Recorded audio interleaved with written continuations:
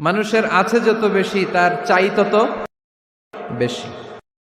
শেখ সাদি রহিমাহুল্লাহ, ইরানের বিখ্যাত কবি, বালাগাল উলা বিকামালিহি কাশাফাদ দুজা বিজামালিহি, এই কবিতা লিখে বিখ্যাত হয়েছিলেন।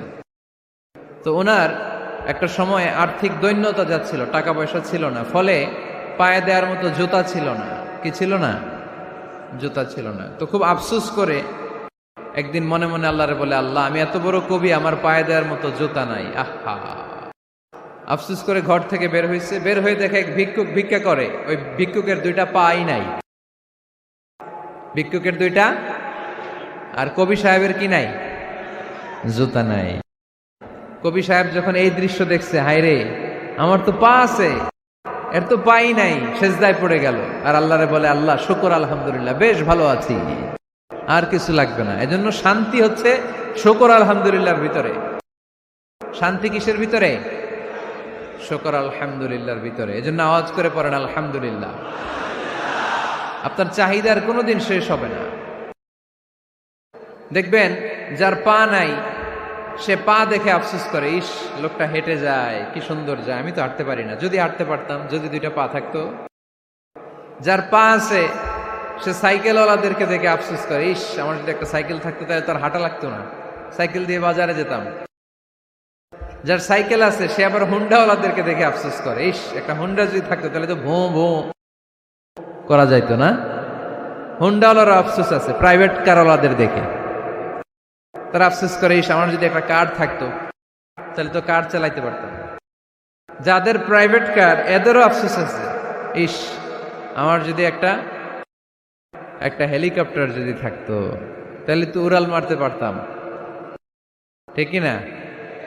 হেলিকপ্টারওয়ালাদেরও আফসোস আছে, আমার যদি একটা জেট প্লেন থাকতো, jet plane, private jet plane, prince Walid bin তালালের মতো 70% মেড অফ গোল্ড, তার একটা জেট প্লেন আছে, এটার 70% স্বর্ণ দিয়ে বানানো। তার মানে চাওয়ার কোনো শেষ আছে? নাই। সুখ শান্তি যদি চান, অলওয়েজ পড়বেন আলহামদুলিল্লাহ। কে পড়বেন?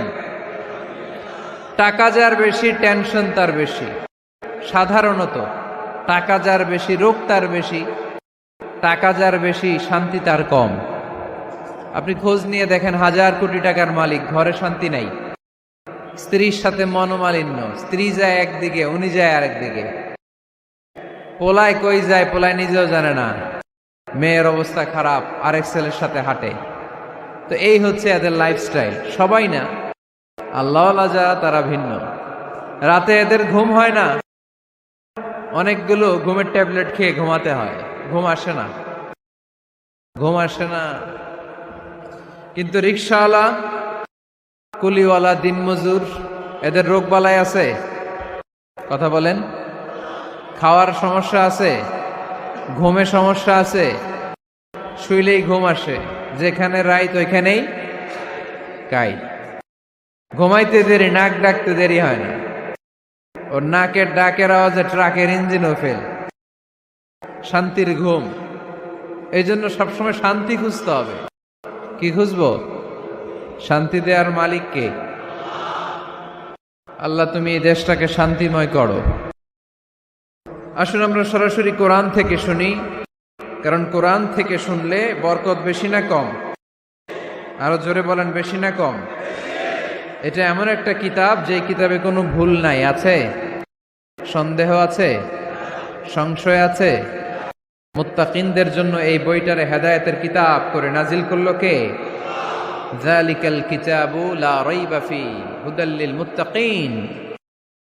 This is the book, the most authentic and original book in the world, whereof there is no doubt in it, and a guidance to those who are muttaqin. এটা এমন বই, যে বইয়ে কোনো ভুল নাই, কোনো সন্দেহ নাই, কোনো সংশয় নাই।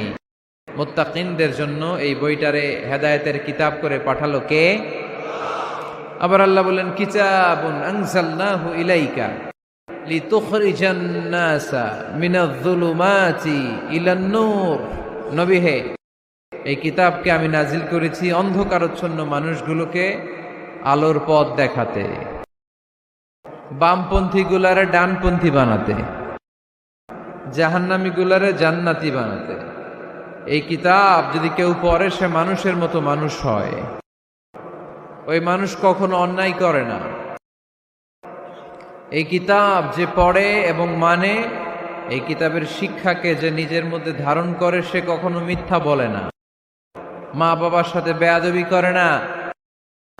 ওই আলোকিত মানুষটা কখনো টেন্ডারবাজি করে না, চাঁদাবাজি করে না, দুর্নীতিতে চ্যাম্পিয়ন হয় না, ক্যাসিনো ব্যবসায় নামে না। এই কোরআন যারা বুকে ধারণ করে এরা কোনোদিন পেঁয়াজের দাম বাড়ায় না। জোরে বলেন ঠিক কিনা? এরা কখনো তাদের কোনো কাজে জনমানুষের ক্ষতি করে না। এরা সব সময় কল্যাণের পক্ষে, এরা মানবতার পক্ষে। এরাই হচ্ছে আলোকিত মানুষ, ঠিক কিনা? মানুষ হওয়া পৃথিবীতে বড় কঠিন। খালি চোখে যা দেখেন এগুলো মানুষ না, এগুলো জনসংখ্যা। এগুলো কি? এজন্য বলা হয় বাড়ছে জনসংখ্যা, কমছে মানুষ। বাড়তেছে কি, কমতেছে কি? মানুষ। গরুর পেট থেকে বেরোলেই ওটা গরু হয়ে যায়, ছাগলের পেট থেকে বেরোলেই ওইটা ছাগল হয়ে যায়, মুরগির পেট থেকে বেরোলেই ওটা মুরগি। কিন্তু মানুষের পেট থেকে বেরোলেই ওটা মানুষ হয় না, ওটার মানুষ বানাইতে হয়, তাই না? আবার গরুকে কেউ কোনোদিন বলে না এই তুই গরুর মতো গরু হ, বলে? শরীয়তপুরে আপনারাও বলেন না? ছাগলরে কেউ কোনোদিন বলছে এই তুই ছাগলের মতো ছাগল হ। কিন্তু মানুষকে বলা হয় তুমি মানুষের মতো মানুষ হও। কোরআন পড়লে মানুষের মতো মানুষ হওয়া যায়, ঠিক কিনা?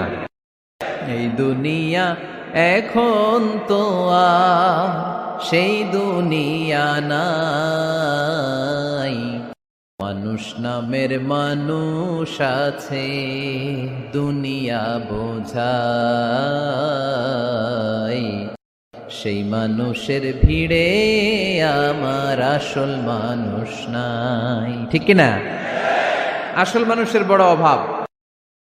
মানুষের মতো মানুষ খুঁজে পাওয়া দুষ্কর। এই কোরআন এসেছে আমাদেরকে মানুষের মতো মানুষ বানাতে। এজন্য এই কোরআন থেকে শুনলে লাভ না লস? কোরআনের সাথে আমাদের সম্পর্ক বাড়াতে হবে। প্রতিদিন কোরআন তেলাওয়াত করতে হবে। আপনারা করেন? হ্যাঁ, আজকে করছেন কারা কারা দেখি? মাশাআল্লাহ, মাশাআল্লাহ, হাত নামান। প্রতিদিন যেন আমরা পড়ি। আর যারা এখনো শিখতে পারি নাই তারা যেন শিখে নেই। কোরআন পড়া যেমনি সওয়াবের, কোরআন শোনাও তেমনি সওয়াবের, ঠিক কিনা? কোরআন শুনলে রহমত নাজিল করে কে? وَإِذَا قُرِئَ الْقُرْآنُ فَاسْتَمِعُوا لَهُ وَأَنصِتُوا لَعَلَّكُمْ تُرْحَمُونَ। যখন কোরআনের তেলাওয়াত করা হয় মনোযোগ দিয়ে শোনো, তোমাদের উপর রহমত নাজিল করবে কে? এজন্য কোরআন পড়া, কোরআন শোনা সবটাই জরুরি। আমরা যেন কোরআনের সাথে আরো বেশি সম্পর্ক গাঢ় করতে পারি, কোরআনকে যেন আমরা আমাদের বন্ধু বানাতে পারি। আল্লাহ তুমি তৌফিক দাও। আর জোরে পড়েন আমিন।